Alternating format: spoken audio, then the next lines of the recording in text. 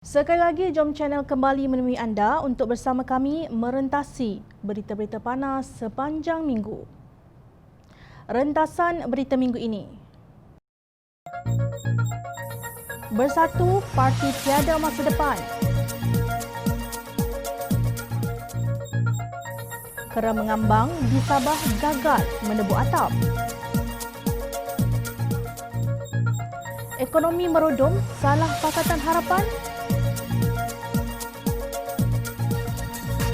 Langgar SOP COVID-19, Menteri didesak letak jawatan.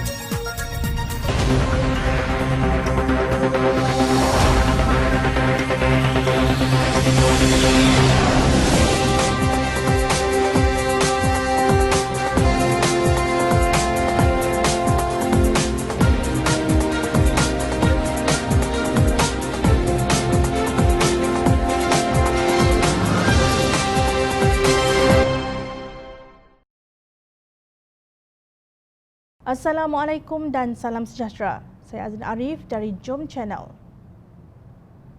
Dalam kita sibuk berbicara tentang laporan audit akhir One Malaysia Development Berhad, 1MDB yang didakwa dipinda oleh bekas Presiden UMNO Datuk Seri Najib Razak dan Ketua Pegawai Eksekutif 1MDB Arul Kanda, tiba-tiba kita digeletek dengan cerita lawak 6 pemimpin amanah melompat ke Bersatu.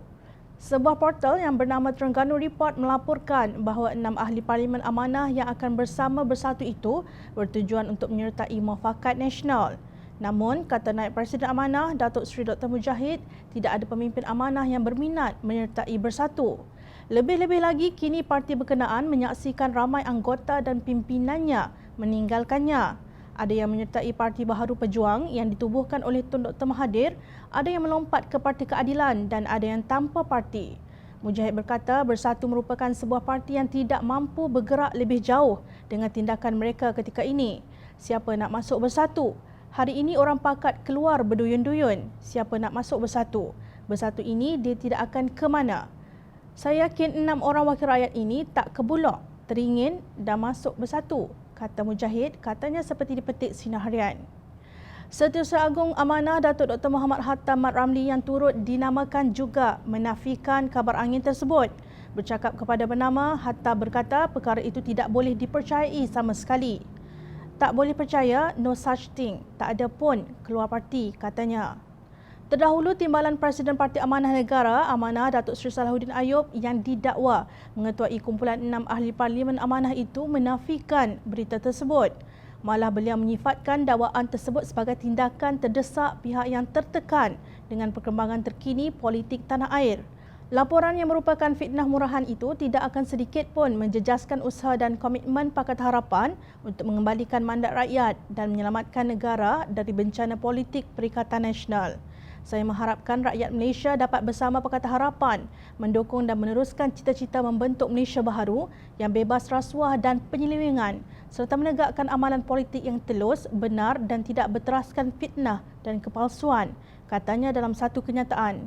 4 pemimpin lagi yang turut dinamakan akan melompat ialah Datuk Seri Dr. Zulkifli Ahmad, Ahli Parlimen Kuala Selangor, Datuk Hasanuddin Muhammad Yunus, Ahli Parlimen Hulu Langat, Anwar Tahir, Ahli Parlimen Temerloh dan Dr. Hassan Baharom, Ahli Parlimen Tampin. Mujahid tidak dinamakan sebagai salah seorang yang akan melompat. Turut tidak tersenarai ialah Ahli Parlimen Amanah Sepang, Muhammad Hanifah Maidin, Ahli Parlimen Kota Raja Muhammad Sabu, Ahli Parlimen Shah Alam, Khalid Samad dan Ahli Parlimen Pokok Sena, Datuk Mahfuz. Kenapa mereka tidak tersenarai? Jawabnya kerana mereka yang tidak tersenarai itu sangat vokal dari segi mengkritik Bersatu. Tentu tak logik kalau tersenarai. Walau bagaimanapun, ada juga pemimpin PAS yang percaya atau sebenarnya berharap ia benar. Maaflah, walaupun pemimpin amanah ini sering bersangka baik tetapi mereka tidaklah bebal sebagaimana sesetengah pemimpin yang suka menunggang agama, mentakfiri dan mengkafirkan orang lain yang berbeza pendirian politiknya.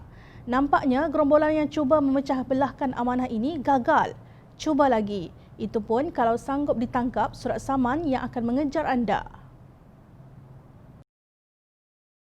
Sementara UMNO Sabah berantakan dengan UMNO Semenanjung Malaysia, Hakim Mahkamah Tinggi kata pembubaran Dewan Undangan Negeri itu sah. Semakan kehakiman yang difailkan oleh Tan Sri Musa Aman bersama 32 adun lain pada 4 Ogos bagi mencabar keputusan Tun Juhar Mahiruddin dalam pembubaran Dewan Undangan Negeri Sabah ditolak. Hancur luluh harapan mereka untuk mendapat laba seperti kera yang mengambang, memetik buah tanpa usaha menanamnya. Justru pilihan raya negeri yang ditetapkan pada 26 September oleh Suruhanjaya Pilihan Raya SPR tetap akan berjalan. Timbalan Pengerusi SPR Datuk Azmi Syarul berkata 12 September pula ditetapkan sebagai tarikh penamaan calon, manakala 22 September adalah tarikh mengundi awal. Sementara itu, masih tiada solusi berhubung pantahan pelantikan Datuk Bung Mokhtaradin sebagai pengarah pilihan raya negeri itu yang dibuat oleh Presiden UMNO, Datuk Seri Ahmad Zahid Hamidi.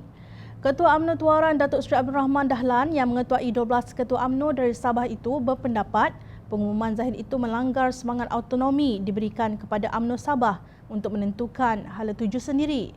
Dalam satu kenyataan media di Facebooknya, Abdul Rahman berkata autonomi UMNO adalah cara yang terbaik untuk mengembalikan kepercayaan rakyat kepada UMNO Sabah. Dalam pada itu, Ketua Pimpinan Bersatu Sabah, Datuk Haji Jinur berkata parti itu bersedia untuk bertanding sebanyak 45 kerusi. Sebuah lagi Parti Sekutu Perikatan Nasional, Parti Bersatu Sabah, PBS, pula mengumumkan akan bertanding 30 kerusi. Timbalan Presiden PBS, Datuk Seri Radin Malik berkata parti itu mampu memenangi kerusi yang ditandinginya, baik di kawasan Kadazan Dusun, Murut Rungus, KDMR, Bumi Putera Muslim dan majoriti Cina. Parti itu akan menggunakan simbol mereka sendiri. Apa maknanya semua ini? Nampak jelas pemimpin parti politik di Sabah tidak mahu terkait dengan skandal penyalahgunaan kuasa yang didakwa dilakukan oleh pemimpin UMNO di Semenanjung Malaysia. Dengan menolak Bung Mokhtar oleh UMNO Sabah dan penggunaan simbol sendiri, jelas menunjukkan percubaan mereka agar tidak terpercik dengan kesipuan besar yang dihadapi UMNO Barisan Nasional setelah bekas Presiden mereka, Datuk Seri Najib Razak, didapati salah oleh Mahkamah Tinggi Kuala Lumpur. Pada 28 Julai lalu, Mahkamah Tinggi Kuala Lumpur mensabitkan Najib Razak atas kesemua 7 pertuduhan menyalahgunakan kuasa berhubung dana RM42 juta dari SRC International Sdn Bhd. Najib didapati bersalah atas 3 pertuduhan pecah amanah jenayah CBT, 3 pertuduhan pengubahan wang haram dan 1 pertuduhan menyalahgunakan kuasa membabitkan dana SRC International, anak syarikat One Malaysia Development Berhad, 1MDB. Beliau didapati bersalah di bawah Seksyen 23-1 Akta Suruhanjaya Pencegahan Rasuah Malaysia SPRM dan dijatuhi hukuman penjara selama 12 tahun dan denda sebanyak RM210 juta. PAS yang bersolidariti bersama Najib Razak baru saja mengumumkan akan menyertai Perikatan Nasional juga berhasrat bertanding di Sabah. Oleh kerana Perikatan Nasional belum berdaftar, PAS dipercayai akan menggunakan simbol sendiri juga. PAS nampaknya tidak menghiraukan pendirian UMNO yang tidak menyertai Perikatan Nasional. Semakin kucalana politik di Sabah mutakhir ini. Sungguh, kerajaan tebuk atap nampaknya belum tersedar daripada kejutan setelah kera yang mengambang di Sabah gagal menebuk atap. Untuk makluman tuan-tuan, istilah kera mengambang disebut oleh Presiden PAS Datuk Seri Hadi Awang semasa ceramah di Fastaqim 1.0 pada tahun 2015. Menjadikan tidak betul di dalam perjuangan. Macam kera yang mengambang ke arah mana pokok yang banyak buah. Kini mereka lah yang menjadi kera mengambang setelah kalah untuk memenangi pilihan raya umum ke-14 tetapi menjatuhkan kerajaan yang diberi mandat oleh rakyat. Sanggupkah rakyat Sabah menyerahkan kuasa kepada pemimpin yang menghina kebijaksanaan pengundi dan merampas hak rakyat untuk memilih kerajaan? Masihkah tuan-tuan ingat nukilan Ahli Parlimen Kuala Krai, Abdul Latif Abdul Rahman di Harakah Daily pada 11 Februari 2020 yang lalu? Beliau menyalahkan Lim Guan Eng kerana kononnya Malaysia kini sedang berada di zaman gelap yang paling teruk di bawah beliau sebagai Menteri Kewangan. Beliau mendakwa Pakatan Harapan gagal menunaikan manifestonya. Penjualan aset negara seumpama menjual goreng pisang panas, berbagai insentif dipotong, malah ekonomi negara tidak langsung berkembang dan lebih teruk rakyat sengsara dengan kenaikan harga barang. Keresahan rakyat terhadap buruknya ekonomi negara ini dan pencabulan terhadap Melayu ianya bermula bila DAP menjadi kerajaan, ujarnya. Namun, apakah hakikat yang berlaku? Baru-baru ini, Bank Negara Malaysia mengumumkan bahawa keluaran domestik negara kasar KDNK suku kedua 2020 menguncup sebanyak 17.1%. Prestasi ini merupakan kadar terendah sejak suku keempat 1998 iaitu 11.2%. Prestasi ekonomi pada suku yang dikaji itu jauh lebih rendah berbanding pertumbuhan yang dicatatkan masing-masing 0.7% pada suku pertama 2020 dan 4.8% pada suku kedua tahun 2019. Singapura mengalami penguncupan 13.2%, sementara Indonesia menghadapi pengecutan 5.3%. Maknanya prestasi Malaysia kini lebih buruk berbanding jiran kita itu. Ketua Perangkawan Malaysia Datuk Seri Dr. Muhammad Uzir Mahidin menyalahkan pelaksanaan Perintah Kawalan Pergerakan PKP hingga PKP bersyarat PKPB yang berlangsung dalam 3 fasa bagi membendung COVID-19 sebagai puncanya. Ketika tempoh sekatan ia menjejaskan beberapa sektor seperti perkhidmatan, pembuatan dan pembinaan. Semua sektor merekodkan pertumbuhan negatif pada suku dikaji kecuali pertanian untuk tumbuh 1.0%, katanya seperti dipetik. Namun, Menteri Kewangan Datuk Seri Tengku Zafrul Aziz mendakwa bahawa ekonomi telah pulih dengan kukuh berdasarkan pertumbuhan KDNK pada bulan Jun. Setiausaha Agung Kongres Kesatuan Sekerja Malaysia MTUC J. Solomon pula berkata anggaran rasmi menunjukkan 4.9% atau 773,200 orang tidak bekerja pada bulan Jun. Sementara Jabatan Statistik melaporkan bahawa pekerjaan di sektor swasta menurun sebanyak 200,000 menyusut dari 8.6 juta menjadi 8.4 juta pada suku kedua 2020. Kata Solomon, unjuran Persekutuan Majikan Malaysia MEF menunjukkan sehingga 2 juta orang akan kehilangan pekerjaan pada tahun hadapan. Sementara itu, mengenai kononnya aset negara dijual umpama goreng pisang panas, kita ambil sahaja aset tabung haji sebagai contoh. Timbalan Menteri Kewangan Datuk Abdul Rahim Bakri mengakui beberapa aset tabung haji tidak pernah dijual semasa pentadbiran Pakatan Harapan. Ianya hanya dipindahkan kepada syarikat tujuan khas SPV Urus Harta Jemaah Sdn Bhd UGSB yang dimiliki oleh Kementerian Kewangan. Beliau berkata demikian semasa menjawab soalan Ahli Parlimen Pakatan Harapan Parit Buntar Datuk Seri Dr. Mujahid Yusof Rawak yang meminta agar Menteri memberi fakta sebenar sama ada aset tabung haji dipindahkan atau dijual ke UGSB. Pun seperti mana saya disedia diberi maklum setakat ini yang saya telah dimaklumkan, saya tidak tahu kalau ada perkembangan selanjutnya bahawa aset-aset tersebut masih lagi di bawah UGSB dan belum kerana menjawab disposal. Jawapan timbalan menteri itu sekaligus mematikan dakwaan Ahli Parlimen Barisan Nasional ARAU Datuk Seri Syahidan Kasim yang berulang kali menuduh dan mempersoal mengapa saham yang dipindahkan itu dijual kepada UGSB.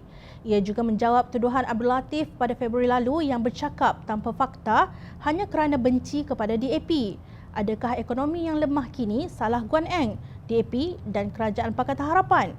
Amat mudah untuk menyalahkan pandemik COVID-19, sedangkan Singapura dan Indonesia juga mengalami wabak yang menggerunkan itu. Tetapi prestasi mereka masih mengatasi Malaysia. Nak salahkan siapa lagi? Nampaknya orang ramai masih tidak puas hati dengan alasan pihak menteri yang melanggar Standard Operating Procedure SOP COVID-19 bahawa beliau telah diuji negatif setelah kembali dari Turki. Menteri Perusahaan Peladangan dan Komoditi Datuk Dr. Muhammad Khairuddin Aman Razali telah mengunjungi Turki sehingga 7 Julai. Menurut Pengarah Kesihatan Tan Sri Dr. Nur Hisham Abdullah, Menteri Terbabit telah melalui ujian saringan COVID-19 di lapangan terbang antarabangsa Kuala Lumpur. Beliau didapati negatif dan perlu menjalani kuarantin di rumah mandatory selama 14 hari. Namun, beliau telah berada di Parlimen pada 13 Julai selain menghadiri pelbagai program lain. Tindakan beliau yang tidak bertanggungjawab ini boleh mengakibatkan wujudnya kluster baru yang kita tidak jangka pada masa akan datang. Turki mencatatkan lebih 250,000 jangkitan dan kira-kira 6,000 kematian kes COVID-19. Justru perbuatan Khairuddin itu telah mengundang pelbagai reaksi marah dan kecewa di kalangan aktivis dan rakyat. Penasihat khas Kesihatan Awam kepada Perdana Menteri Tan Sri Muhyiddin Yassin iaitu Tan Sri Dr. Jamilah Mahmud dalam satu ciapan menegaskan tiada siapa mengatasi undang-undang noktah. Sebuah petisyen menerusi change.org telah dilancarkan menuntut supaya menteri berkenaan meletakkan jawatan kerana dengan sengaja melanggar arahan kuarantin. Selain tuntutan meletakkan jawatan, terdapat juga laporan polis terhadap menteri berkenaan. Antaranya dibuat oleh Gerak 98 Negeri Sembilan yang melihat pelanggaran SOP yang dilakukan oleh Khairuddin amat serius dan wajar dihukum tanpa kompromi sebagaimana rakyat Marhain yang didenda ribuan ringgit dan ada yang terus diheret ke mahkamah. Pada 10 Ogos lalu, Menteri Kanan Pertahanan Datuk Seri Ismail Sabri Yaakob berkata kerajaan boleh mempertimbangkan hukuman lebih berat ke atas mana-mana individu yang melanggar SOP dan ingkar arahan kuarantin. Menurut beliau, perkara itu tertakluk di bawah Akta Pencegahan dan Pengawalan Penyakit Berjangkit 1988 kurungan Akta 342. Susulan itu, pada 14 Ogos lalu, Nur Emah Muhammad Hashim yang berusia 72 tahun dijatuhi hukuman penjara sehari dan denda RM8,000 selepas mengaku bersalah melanggar perintah kuarantin coronavirus COVID-19. Nah, sekarang Menteri sendiri dengan sengaja melanggar SOP yang begitu digembar-gemborkan sebagai amaran kepada rakyat. Apa tindakan Ismail Sabri? Adakah KKM masih mahu menyiasat? Apa yang hendak disiasat lagi? Sudah terang lagi bersuluh. Menteri berkenaan tidak dapat menafikan beliau telah pergi ke luar negara pada tarikh yang disebut. Seluruh dunia menyaksikan beliau beraksi di Parlimen pada 13 Julai iaitu hanya 6 hari selepas beliau kembali ke tanah air. Perbuatan yang dilakukan oleh rakyat dikenakan hukuman keras, tetapi apabila seorang ahli politik melanggar SOP, adakah akan dilepaskan begitu sahaja? Kita tidak mahu undang-undang musang berjanggut. Pemimpin terlepas, rakyat tersangkut. Rakyat memerhati. Sekian rentasan berita minggu ini. Teruskan bersama kami di Jom Channel dan layari portal jomchannel.net untuk mendapatkan berita politik tanah air. Saya Azrin Arif, terima kasih. Assalamualaikum dan salam sejahtera.